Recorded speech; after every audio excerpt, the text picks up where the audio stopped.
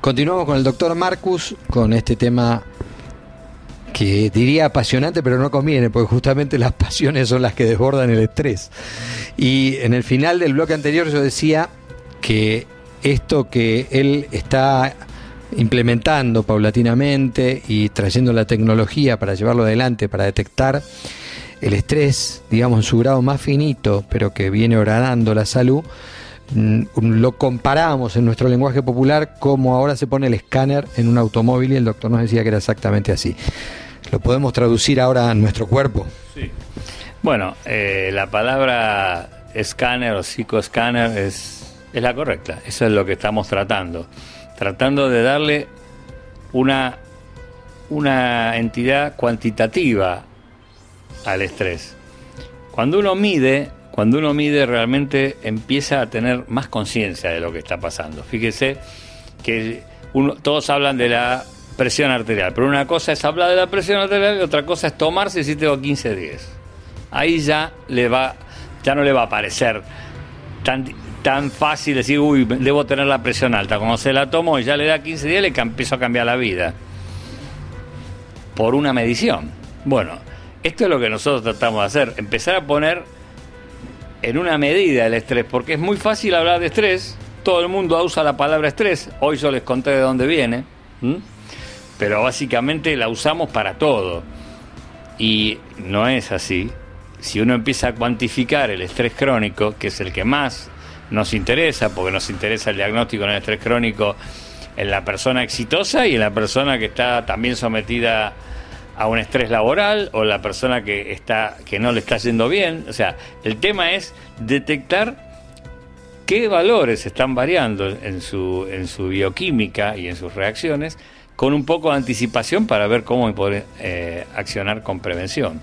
El psicoescáner incluye medidas como el famoso polígrafo, de tomar la presión arterial, de tomar la temperatura de la piel, la humedad de la piel, cómo reacciona uno a estímulos determinados, donde uno justamente hace un escáner de la reacción biológica del cuerpo, que va a ser más alterada o va a ser más normal de acuerdo al nivel de estrés que esté experimentando la persona.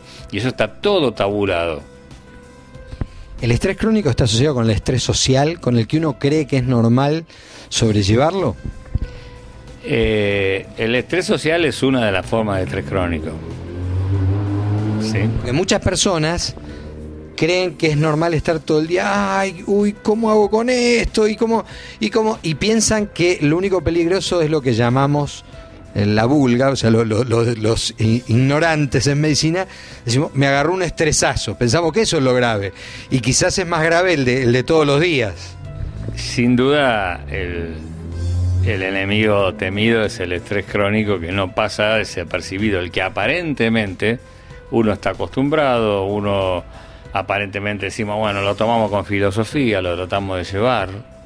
Pero ese es el estrés que nosotros sabemos que el que predispone a todas las enfermedades que ya conocemos todos. O sea, no es una casualidad que una persona termina en un episodio serio cardiovascular o en una patología más severa, crónica, y todos podemos decir, pero estaba bien, pero se lo veía todos los días hacer lo suyo, digamos. O sea, el estrés crónico es el enemigo que va bradando despacito, que nosotros nos acostumbramos a tener esa tensión, esa preocupación, esa presión, y en un momento, obviamente, cuando ese estrés subió un poquito más en la escala que venía ejerciendo esa presión, es donde se puede derrumbar la persona. Y todos los efectos pueden ser letales: diabetes, infarto, ACV, son todos letales.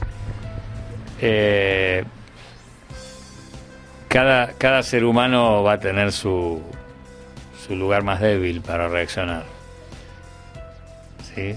Sin duda, como la hormona que está interviniendo es el cortisol, y el cortisol a nivel general produce alteración del metabolismo del azúcar, alteración del metabolismo de las grasas, y se produce inflamación del endotelio de las arterias, estamos hablando de que justamente el tema de la diabetes, el sobrepeso y el evento cardiovascular van a ser lo más frecuente. Bueno, es lo más frecuente que el ser humano padece también.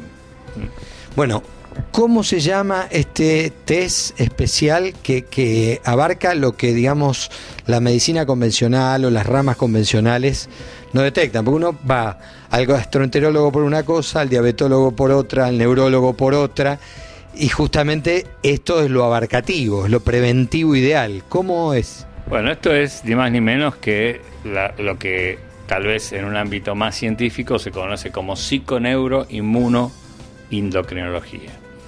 Justamente hablamos del cortisol, o sea, endocrinología, estamos hablando de una hormona endocrina. Estamos hablando de los aspectos psicológicos, estamos hablando de psico, como el mundo de lo que el paciente, del sentido, de lo anímico, de lo que le está pasando, y de eso que le está pasando va a depender psicológicamente la capacidad de afrontamiento que tenga esa persona. Estamos hablando de psiconeuro, o sea, de los neurotransmisores, que son los que en realidad, cuando yo le hablé de la hormona cortisol, le dije eje hipotálamo-hipófiso, o sea, el hipotálamo es un núcleo de la base del cerebro que es el que en definitiva está marcando un neurotransmisor para que estimule todo el circuito. O sea, estamos hablando de los neurotransmisores y de las conexiones cerebrales que se van alterando con todo este trauma. Y lo primero que produce un estrés agudo o crónico es la disminución de la inmunidad. Psiconeuroinmunoendocrinología. Por eso hay personas que tienen gripe más frecuente que otras. Y en realidad, ante cualquier estrés, me salvé de chocar en la esquina, hay una hipersecreción gástrica y se forman unas ulceritas muy pequeñas en el estómago que son comprobables con una endoscopía en cualquiera de nosotros. O sea que hay una disminución de la inmunidad muy importante con una reacción digestiva muy importante, y eso les pasa al universo de las personas que padecen estrés. Claro, por eso se habla del cerebro que tenemos en el aparato digestivo como un segundo cerebro. Tenemos que ir a un cortecito y después hablamos un poquitito de eso y de cómo el doctor Marcus se preparó para esto, que esto no vino solamente por su deseo, por su intuición, por su preocupación, sino que fue a los especialistas para traer lo mejor para los pacientes del oeste. ¿Puede ser?